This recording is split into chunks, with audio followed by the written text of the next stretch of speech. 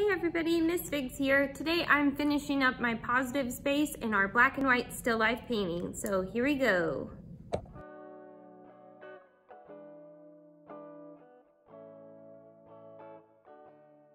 Once you have all of your colors mixed to a medium gray, I would usually make 3 piles. So 1 light gray, 1 medium gray, and 1 dark gray.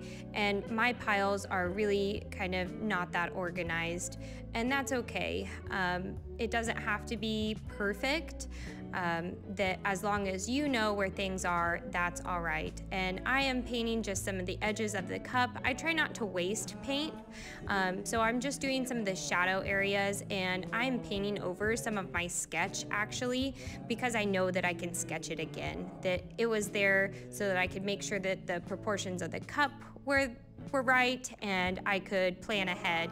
But the decals on the cup as we go are all right. See, you can see I'm using the same gray until I had all of it off of my brush, and then I'm barely changing it so that I could get that the very edge of the cup where it's shadowy. And I'm remixing paint all the time. So the more you remix and layer some of your paints, the more likely you are to give the illusion of gray or black.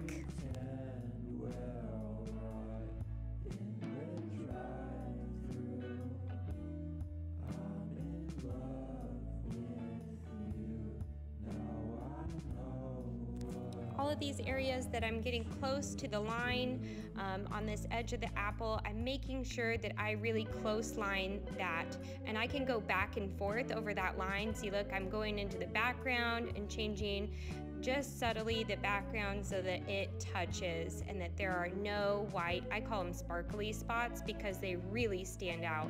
So on the edges of your painting, the areas that are not painted and the gesso is showing through, so maybe you had kind of a dry brush or that you didn't scumble all the way, it shows. And the sparkle spots are something that we are trying to avoid here. So you're covering and you're going back and forth over those edges.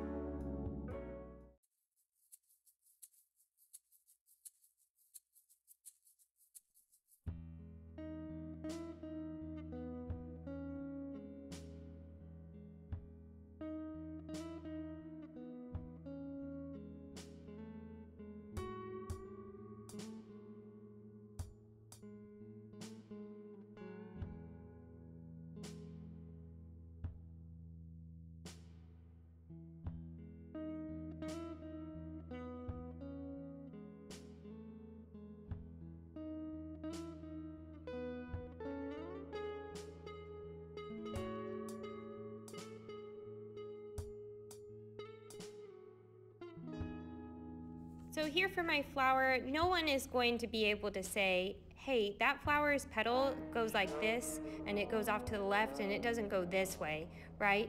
You're trying to emulate just the shapes. So I'm not drawing or painting a flower from my imagination. I am painting this flower from my image. So the still life images, we are using them as our guide rather than thinking with our left side of our brain, the side that says whether something is right or wrong. We are painting with our right side of our brain, the creative part, the part that is just thinking about things as the shapes that they exist as. So not thinking of things as a flower or as a cup will really help us when we're painting from observation to be successful.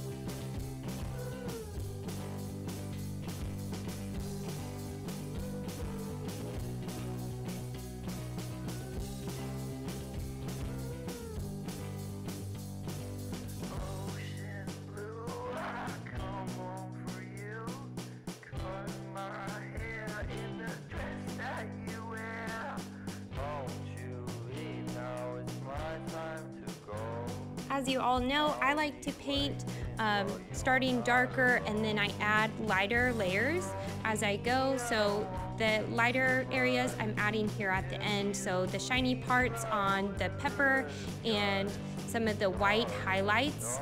I can go back and add some of my shadows. I'm just making subtle changes at this point, and then I will add the details to the cup. Here I've added the photo for reference. Thanks for watching, thanks for painting along with me, and I can't wait to see you again.